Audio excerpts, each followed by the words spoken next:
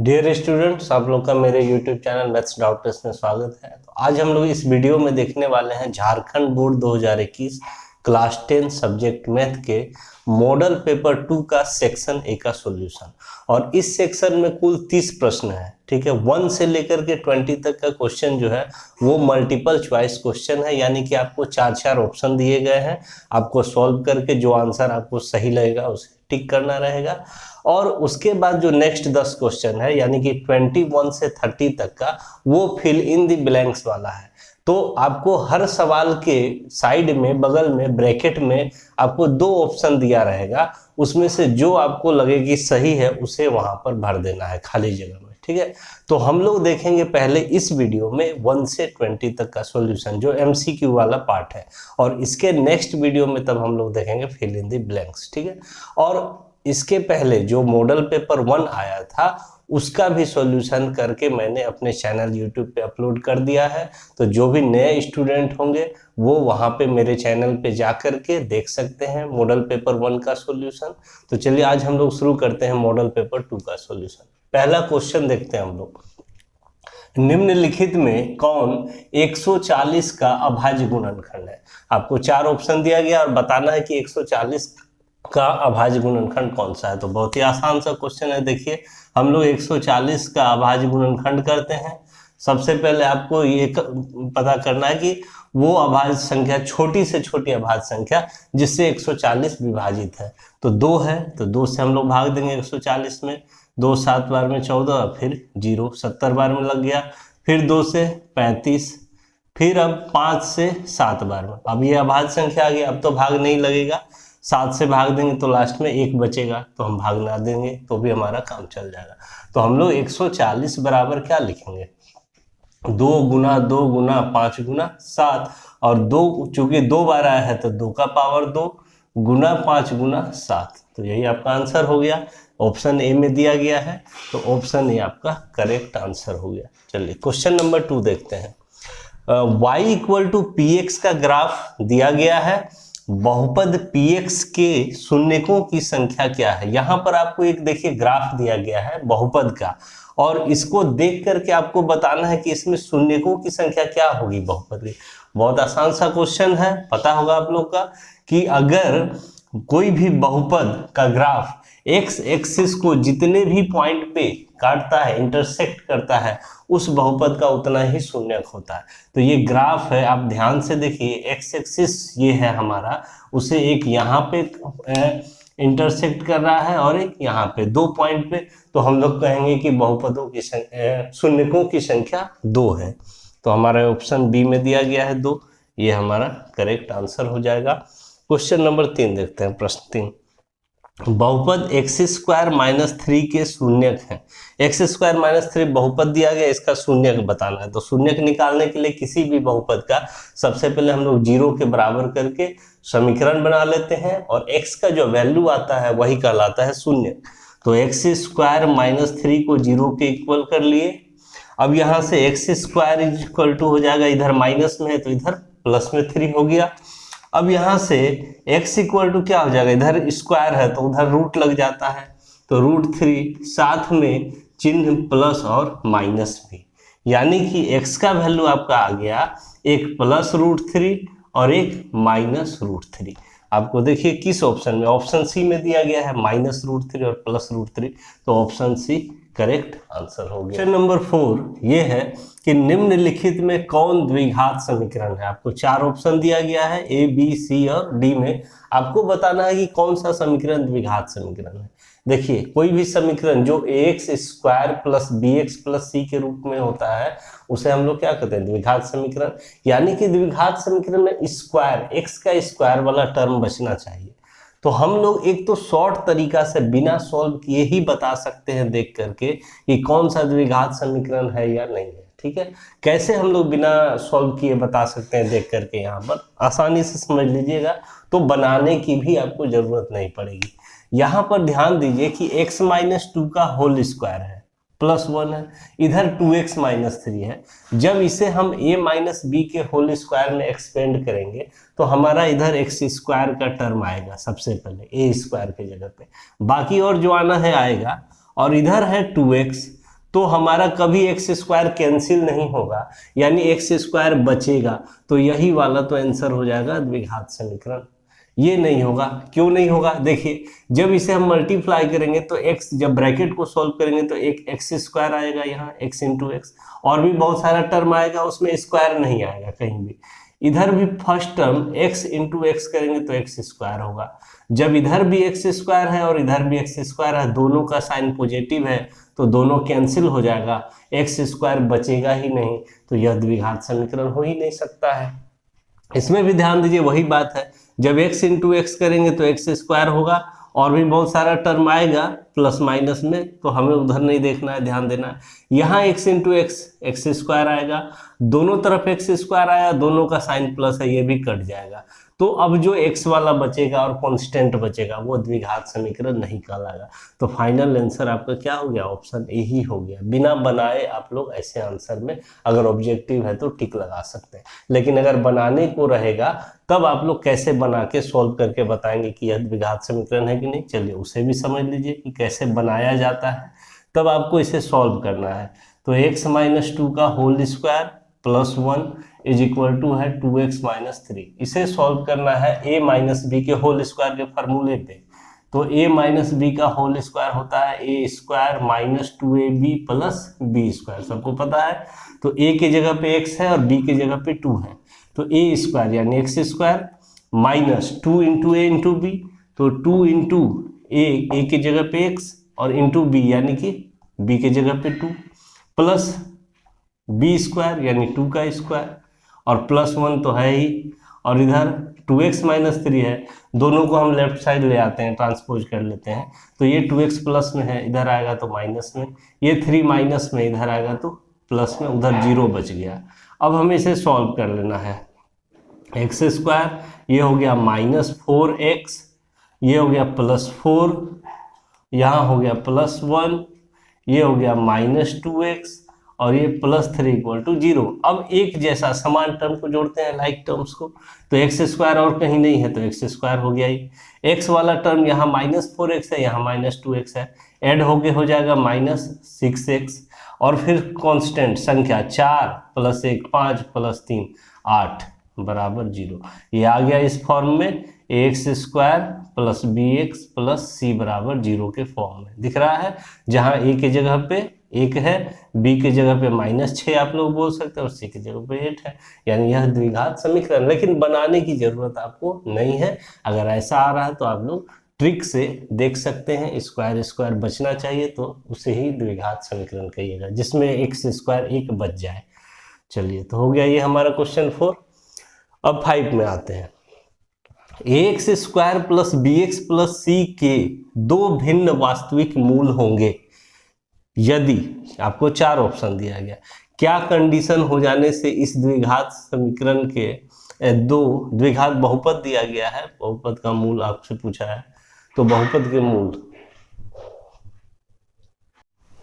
तो question number 5 अब देखते हैं, ये है कि x square plus b x plus c बराबर 0 के 2 भिन्न वास्तविक मूल होंगे यदि, यह एक द्विघात समीकरण है और इसका 2 भिन्न वास्तविक मूल होगा, क्या कंडीशन हो जाने से। आपको 4 कंडीशन ऑप्शन दिया गया है। तो देखिए, ये जो बी स्क्वायर माइनस 4ac दिख रहा है, इसे हम लोग डिस्क्रिमिनेंट यानी विविधकर कहते हैं, और इसी को देख करके आप मूल की प्रकृति बता सकते हैं किसी भी द्विघात समीकरण का, कि मूल कैसा होगा। तो क्या होता है, देखिए इसमें 3 कंडीशन होगा।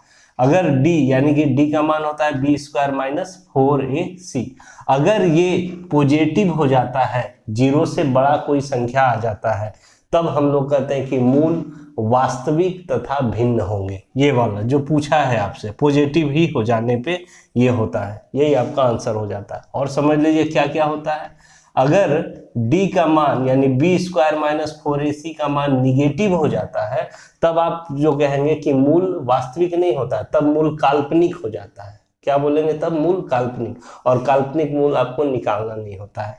और तीसरा कंडीशन, जब d यानी कि बी स्क्वायर माइनस 4ac का मान 0 के बराबर हो जाता है, तब हम लोग कहते हैं कि मूल वास्तविक तथा समान होंगे, यानी बराबर मूल होगा। तो आपसे पूछा था कि भिन्न वास्तविक मूल, तो भिन्न वास्तविक मूल के लिए यही कंडीशन सही है, b² - 4ac positive. Question number 6 देखते हैं हम लोग। समांतर श्रेणी 4, 10, 16, 22 इधर डॉट डॉट है, बढ़ते जा रहा है, का सारवंतर, आपसे सारवंतर पूछा है। बहुत ही आसान सा है क्वेश्चन ये। सारवंतर को हम लोग डी से सूचित करते हैं, और डी का फॉर्मूला होता है सारवंतर का, दूसरा पद घटाओ पहला पद, यानी कि a2 - a1। ठीक है, दूसरा पद क्या है, यहाँ 10 है, और पहला पद क्या है, 4 है। तो 10 में 4 घटाएंगे तो क्या आएगा, 6 आएगा। यही आपका सारवंतर हो गया। ऑप्शन बी करेक्ट आंसर है। तो प्रश्न 7 ये है कि यदि समांतर श्रेणी का प्रथम पद यानी a = 10 और सारवंतर d = 10 है, तो तीसरा पद होगा। समांतर श्रेणी है आपका, जिसमें पहला पद 10 और सारवंतर 10 दे दिया है, और आपसे तीसरा पद पूछ रहा है कि क्या होगा, यानी a3 क्या होगा, ये आपसे पूछा है। तो देखिए बहुत ही आसान सा सवाल है। a3 का फॉर्मूला क्या होगा, सबसे पहले समझ लीजिए nवां पद का फॉर्मूला क्या होता है, an बराबर होता है a + n - 1 इंटू डी होता है। तो आपको तीसरा पद a3 निकालना है, तो a3 का फॉर्मूला क्या हो जाएगा, a + n - 1 होता है, तो 3 - 1 इंटू डी हो जाएगा, यानी कि a + 2d हो जाएगा फॉर्मूला a3 का। अब यहाँ पर आपको वैल्यू रख देना है, a का वैल्यू 10 है, अब +2 इंटू डी का वैल्यू भी 10 है, तो 10 + 2 इंटू 10 20, यानी कि 30 हो गया। a3 तीसरा पद आपको ऑप्शन सी में दिया है, यही आपका करेक्ट आंसर हो गया। तो प्रश्न 8 ये है कि tan 26 डिग्री बटे कोट 64 डिग्री का मान है, क्या होगा मान। देखिए एक ट्रिक है, इसका वैल्यू हमेशा 1 होगा। अगर एग्जाम में आया ऐसा चीज तो आपको हमेशा क्या लगाना है, टिक 1 पर। कैसे होता है, किस नियम से होता है, उसे भी समझ लीजिए। देखिए बनाने की भी जरूरत नहीं है आपको, एग्जाम में ट्रिक से एक ही होगा। कैसे होगा आप समझ लीजिए। पहले तो ये त्रिकोणमिति का पूरक कोण वाला फार्मूला है, ये 6 फार्मूला। जैसे कि अगर हम बोले कि sin 90 - a क्या हो जाता है, चेंज होके cos a हो जाता है। उसी तरह से cos 90 - a चेंज होके हो जाता है sin a, sin cos में और cos sin में। tan 90 - a हो जाता है चेंज होके cot में, तो cot a हो जाता है, और cot 90 - a हो जाता है चेंज होके tan में। ऐसा होता है। फिर एक sec लेते हैं, तो sec 90 - a हो जाता है cosec a, और cosec 90 - a हो जाता है sec a। ये फॉर्मूला आप लोग को याद रखना चाहिए। तो देखिए यहाँ tan और cot है, tan किस में चेंज होता है, कोट में, और कोट किस में चेंज हो जाता है, tan में। यानी ऐसा चीज आपको दिया है जिसमें tan और कोट एक दूसरे का क्या है, चेंज होके आता है। और 26 और 64 देखिए हमेशा ऐसा कोण आपको देगा कि जोड़ने से 90 आएगा। 26 में अगर आप 64 जोड़ते हैं 64, तो ये हमेशा क्या आएगा, 90। ऊपर और नीचे वाला कोण का योग हमेशा 90। ऐसा अगर आता है tan कोट के साथ, साइन कोस के साथ, या सेक कोसेक के साथ, बटा में आपको आंसर हमेशा 1 लगाना है। अब बनता कैसा है ये भी बना के दिखा देते हैं। जैसे कि आपको ये सवाल बनाना है तो कैसे बनाएंगे, देखिए tan 26 डिग्री है और कोट 64 डिग्री है 64। आपको किसी एक को चेंज करना है, ऊपर वाले को जैसे चेंज करेंगे हम, तो 10 लिख दिए, 26 को आप चेंज कर दीजिए 90 - 64 लिख के, क्योंकि 90 में 64 घटाएंगे तो क्या होगा, 26 होगा। तो 26 को हम 90 - 64 लिख दिए। ये दिमाग भी ज़्यादा नहीं लगाना, नीचे जो रहेगा ना वही 90 में घटा देना है, आ जाता है ऊपर वाला। अब नीचे वाले को कुछ नहीं करना है, कोट 64 ही रहने दें। अब tan 90 - a के फार्मूला में आ गया। tan 90 - a क्या होता है, कोट a होता है, तो ये हो गया कोट 64, और नीचे भी है कोट 64। अब क्या हुआ, दोनों कैंसिल होके 1 हो गया। तो हमेशा ऐसा अगर आपको मिला, साइन कोस के साथ रहा ऊपर नीचे, tan कोट के साथ और सेक कोसे के साथ, आंसर आपको 1 लगाना है बिना सॉल्व किए ही। चलिए तो अब देखते हैं हम लोग क्वेश्चन नंबर 9। तो यहाँ पे आपसे पूछा है सेक 90 डिग्री - a बराबर, जस्ट फार्मूला ही पूछ दिया है, अभी आपको बताया सेक 90 - a क्या होता है, कोसेक a होता है। तो सीधा आपको ऑप्शन डी में टिक लगा देना है, याद रखना है वो 6 आपको। चलिए प्रश्न 10 देखते हैं। Sine square theta plus cos square theta का मान है। ये भी त्रिकोणमिति का एक फार्मूला ही है, सबसे शुरू में यही फार्मूला आता है हमारे पास। तो sine square theta plus cos square theta का मान 1 होता है। तो आपको यहाँ पर ऑप्शन बी में 1 दिया गया है, ये आपका आंसर हो गया। चलिए प्रश्न 11 समझते हैं। मूल बिंदु का निर्देशांक है। मूल बिंदु का निर्देशांक क्या होता है? देखिए मूल बिंदु होता क्या है, जहां पर एक्स एक्सिस, एक्स अक्ष और वाई अक्ष एक दूसरे को प्रतिच्छेद करते हैं। यहाँ पर ना एक्स भी 0 होता है और वाई का भी मान 0 होता है, इसी को मूल बिंदु कहते हैं। तो मूल बिंदु का निर्देशांक 0,0 होता है। ऑप्शन ए में दिया गया है, ये आपका करेक्ट आंसर है। तो प्रश्न 12 ये है कि बिंदुओं -3,4 और 7,8 को मिलाने वाले रेखाखंड का मध्य बिंदु क्या है? तो दोनों बिंदु से को जब हम मिलाएंगे तो एक रेखाखंड तैयार होगा। देखिए कैसे, यहाँ पर एक बिंदु है, मान लीजिए -3,4 आपको दिया गया है, दूसरा बिंदु दिया है 7,8।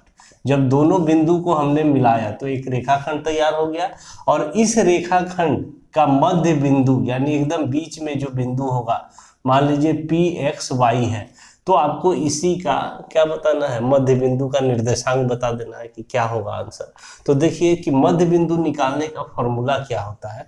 तो इसका x निर्देशांक निकालने का फॉर्मूला होता है x1 + x2/2, और y निर्देशांक निकालने का फॉर्मूला होता है y = y1 + y2/2। ये दो फार्मूला होता है xy निकालने का।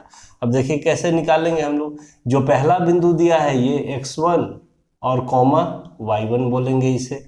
दूसरे बिंदु को का पहला जो निर्देशांक है उसे x2 और दूसरे वाले को y2 बोला जाता है। तो x1 + x2/2 करेंगे तो x निर्देशांक हमारा निकल जाएगा। तो क्या हो जाएगा यहाँ पर, देखिए x1 क्या है -3 है, x2 क्या है 7 है, अब y2 कर दीजिए, यानी 7 - 3 4 और 4/2, 4/2 क्या आएगा 2 आएगा, 2 से 2 बार में कट गया, 2 आ गया x निर्देशांक। अब आपको y निर्देशांक निकालना है। तो y का फॉर्मूला देखिए y1 + y2/2 है, y1 4 है, y2 8 है और 2, 8 4 12 और 12/2 क्या हो जाएगा, यहाँ पे लिख देते हैं, देखिए जगह का कमी है, तो 12/2 यानी कि 6 हो जाएगा। यानी x निर्देशांक आपका 2 निकला है और y निर्देशांक 6 निकला है। तो 2,6 ऑप्शन डी में दिया गया है, यही आपका आंसर हो गया। चलिए को प्रश्न 13 देखते हैं। त्रिभुज ABC एवं त्रिभुज DEF इस प्रकार है कि AB/DE = BC/EF = AC/DF एवं कोण A = 40 डिग्री, कोण B = 80 डिग्री, तो कोण F की माप क्या है, इसे समझते हैं। ये समरूप त्रिभुज के नियम से ये सवाल बनेगा। आपको 2 त्रिभुज देखिए इस प्रकार दिया है, चित्र से समझते हैं। एक ABC दिया है और एक DEF दिया है, इसका नाम दे देते हैं ABC और इसका नाम दे देते हैं त्रिभुज DEF। अब आपको कह रहा है कि इस प्रकार है दोनों त्रिभुज कि इसका भुजा AB का अनुपात इसके भुजा DE के साथ, फिर इसका भुजा BE का अनुपात लिया गया है EF के साथ, इसका भुजा AC का अनुपात लिया गया है DF के साथ, और तीनों भुजाओं का अनुपात क्या है, बराबर है। और हम जानते हैं कि जब एक त्रिभुज की 3 भुजाओं का दूसरे त्रिभुज की संगत 3 भुजाओं के का अनुपात बराबर होता है तो दोनों त्रिभुज S नियम से समरूप हो जाते हैं। भुजा भुजा भुजा यानी कि तीनों भुजाओं का अनुपात अगर बराबर होता है त्रिभुज समरूप हो जाता है। तो ये इसके देने से ही आपको समझ में आ गया कि दोनों त्रिभुज क्या है, समरूप है। और अब हम जानते हैं कि जब 2 त्रिभुज समरूप होते हैं तो उसके संगत कोण भी बराबर होते हैं। संगत कोण का मतलब कि जैसे अगर ABC त्रिभुज समरूप हो गया त्रिभुज DEF के, तो संगत कोण बराबर होने का मतलब कोण A कोण D के बराबर होगा, कोण B कोण E के बराबर होगा और कोण C कोण F के बराबर होगा। आपको यहाँ से पूछा है तब कोण A और B का मान दे दिया है, A का मान 40 डिग्री दे दिया है, B का मान 80 डिग्री दिया है, C नहीं दिया है, और आपसे पूछ रहा है कि F का माप, इस त्रिभुज में F का माप क्या होगा। तो देखिए अगर त्रिभुज समरूप हो गया तो इसका कोण C कोण F के बराबर होगा, कोण C कोण F के बराबर होगा। अब आपको कोण C पता कर लेना है कितना, तब आपका कोण F निकल जाएगा। और कोण C कैसे पता करेंगे, देखिए यहाँ पे कोण C है। अब एक त्रिभुज ABC में दो कोण आपको दिया है, तीसरा कोण नहीं दिया है, तो तीसरा कोण निकाल सकते हैं, क्योंकि हम जानते हैं कि त्रिभुज के तीनों कोणों का योग 180 डिग्री होता है। तो अगर जोड़ के हम लोग करें तो तीनों का योग 180 यानी 40 प्लस 80 डिग्री या प्लस कोण C क्या होगा 180 डिग्री होता है, जानते हैं हम लोग त्रिभुज के तीनों कोणों का योग। तो कोण C बराबर 180 माइनस ये दोनों जोड़ के 120 होगा, और 120 इधर घटा देंगे तो 60, यानी कोण C आपका 60 आया। तो कोण C के ही बराबर कोण F होगा, तो कोण F भी क्या आ गया 60 आ गया। तो इस तरह से हमारा कोण F का मान कितना डिग्री हो गया 60 डिग्री हो गया। चलिए ये भी क्वेश्चन हो गया कंप्लीट। चलिए क्वेश्चन नंबर 14 देखते हैं, 14 नंबर। समद्विबाहु समकोण त्रिभुज ABC का कोण B समकोण है। एक आपको समद्विबाहु समकोण त्रिभुज दिया हुआ है ABC, जिसमें कह रहा है कि कोण B समकोण है, और यदि BC बराबर 4 सेंटीमीटर है तो AC का मान क्या होगा। इसको चित्र बना लेते हैं तब ज़्यादा क्लियर हो जाएगा ये क्वेश्चन। देखिए कह रहा है कि एक समद्विबाहु समकोण त्रिभुज है ABC, ये मान लीजिए A यहाँ B यहाँ C, और ये B पे क्या है समकोण, आपको बोल रहा है कि कोण B समकोण है, और AB भुजा जो है वो BC के बराबर होगा, क्योंकि कह रहा है कि आपको ये समद्विबाहु है। तो समद्विबाहु है तो ये दोनों भुजा क्या होगा बराबर। AC बराबर नहीं होगा AB या BC के, क्यों, क्योंकि 90 डिग्री के सामने वाला भुजा कर्ण कहलाता है। कर्ण जो है त्रिभुज में सबसे लंबी भुजा होती है, इसीलिए AC को हम AB या BC के बराबर नहीं बोल सकते हैं। लेकिन चूंकि समद्विबाहु है तो AB को हम BC के बराबर बोलेंगे। अब BC का मान 4 है, BC का मान 4 सेंटीमीटर, तो AB भी कितना हो जाएगा 4 सेंटीमीटर हो जाएगा, क्योंकि समद्विबाहु तो दोनों भुजा बराबर है। अब AB BC आपको पता चल गया, AC निकालना है तो समकोण त्रिभुज में पाइथागोरस प्रमेय लगाइए। क्या कहता है कि कर्ण स्क्वायर बराबर लंब स्क्वायर जो आधार स्क्वायर होता है। तो कर्ण हो गया आपका AC, तो कर्ण स्क्वायर बराबर लंब स्क्वायर यानी AB स्क्वायर जोड़ आधार स्क्वायर यानी BC स्क्वायर। तो AC बराबर इधर रूट लग जाएगा, और AB square plus BC square. AB square यानी AB का मान 4 है तो 4 का स्क्वायर, BC का मान भी 4 है तो 4 का स्क्वायर। तो ये हो गया 4 चौके 16 और प्लस 16, 16 16 रूट 32, यानी कि AC बराबर हो गया आपका रूट 32, और रूट 32 को आप गुणनखंड करके देखिए क्या आता है। तो 32 का गुणनखंड करेंगे तो 2 से 16, 2 से 8, 2 से 4 बार में, 2 से 2 बार में, तो 2 का 2 पेयर मिल गया हमें। ये बाहर निकल जाएगा 2 गुना 2, और 1 का चूंकि पेयर नहीं मिला तो ये रूट में ही रह जाएगा, यानी 2 दूना 4 रूट 2, यही हो गया इतना सेंटीमीटर AC का वैल्यू। तो 4 रूट 2 आपको ऑप्शन बी में दिया गया है, ऑप्शन बी आपका करेक्ट आंसर हो गया। तो क्वेश्चन नंबर 15 देखते हैं हम लोग। वृत्त की सबसे बड़ी जीवा होती है, क्या होती है, चाप, चापकर्ण, व्यास या इनमें से कोई नहीं। तो देखिए कोई भी अगर हम एक वृत्त की ले लेते हैं, यहाँ पर केंद्र होता है, केंद्र को चलिए वो नाम दे दिए। तो इसमें जीवा क्या होती है, एक ऐसा रेखाखंड जो वृत्त के बाउंड्री को 2 बिंदु पर टच करती है, समझ सकते हैं, या काटती है, यही हो गया आपका जीवा। तो एक वृत्त में बहुत सारा जीवा खींचा जा सकता है, यहाँ से गुजर रहा है, ऊपर इधर से भी, ये सब क्या है जीवा है। लेकिन आपसे पूछा है कि सबसे बड़ी जीवा जो होती है उसे क्या कहते हैं। तो देखिए सबसे बड़ी जीवा वो होगी जो केंद्र से होकर के गुजरेगी। अगर यहाँ से हम लोग पास करें केंद्र से, तो ये जीवा जो AB जीवा आप लोग को दिख रहा होगा AOB, ये है सबसे लंबी जो केंद्र से गुजरे।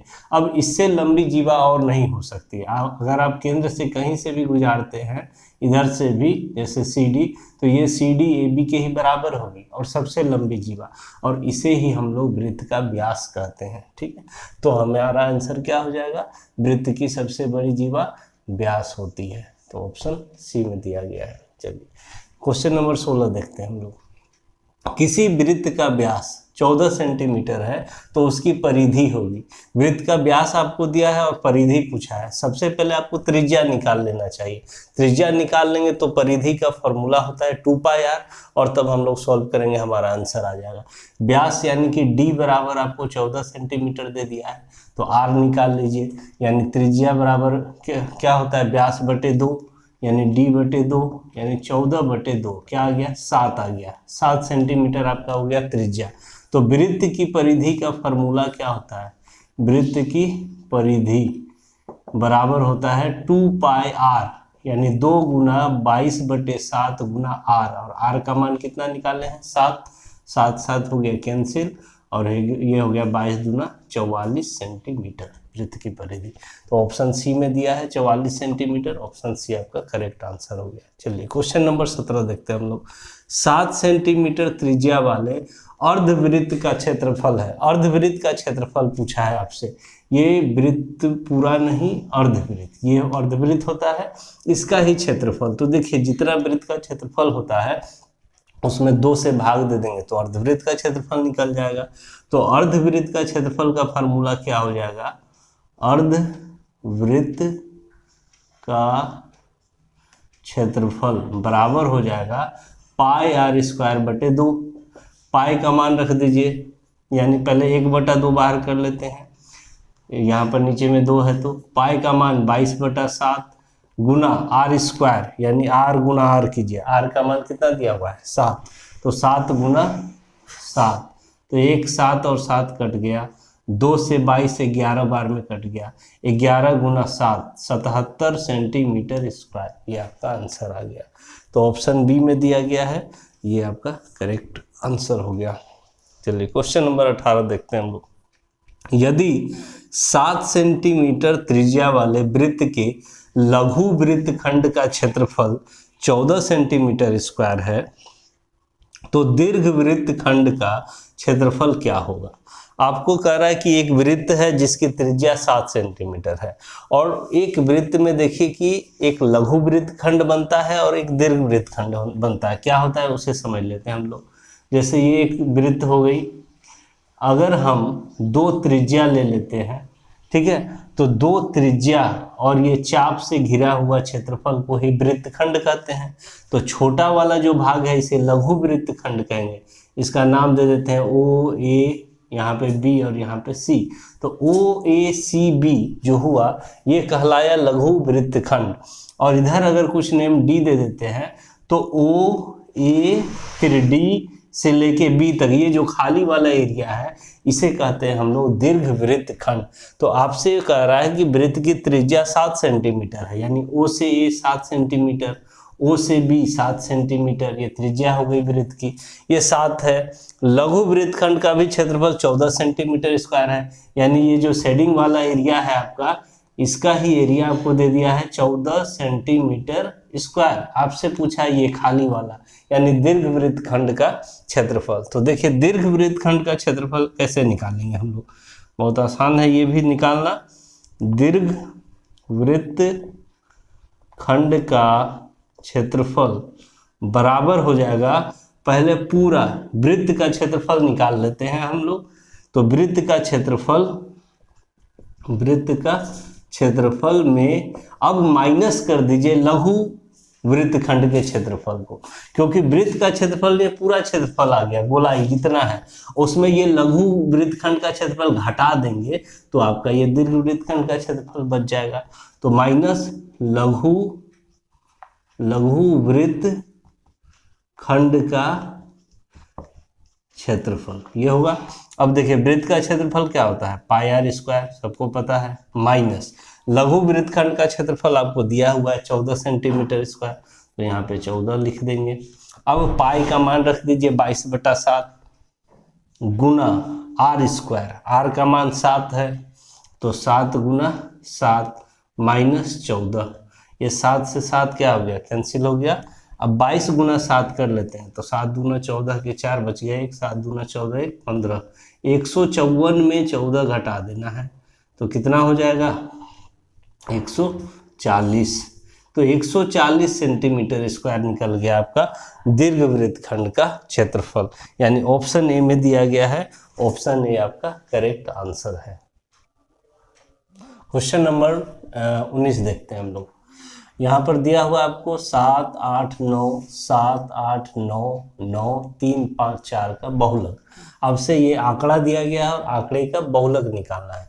तो देखिए बहुलक निकालना बहुत आसान चीज़ है।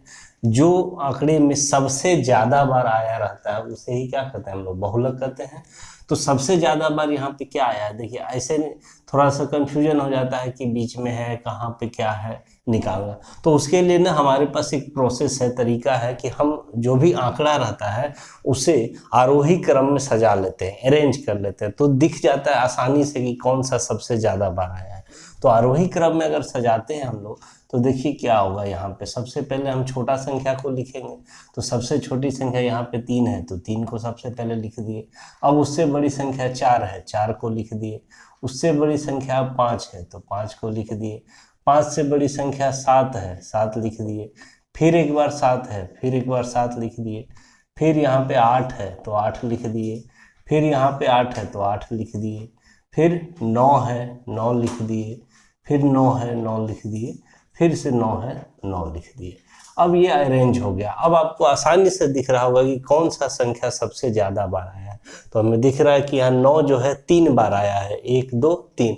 तो यही हमारा क्या हो जाएगा, बहुलक हो जाएगा। तो बहुलक बराबर 9, ऑप्शन सी में दिया गया है।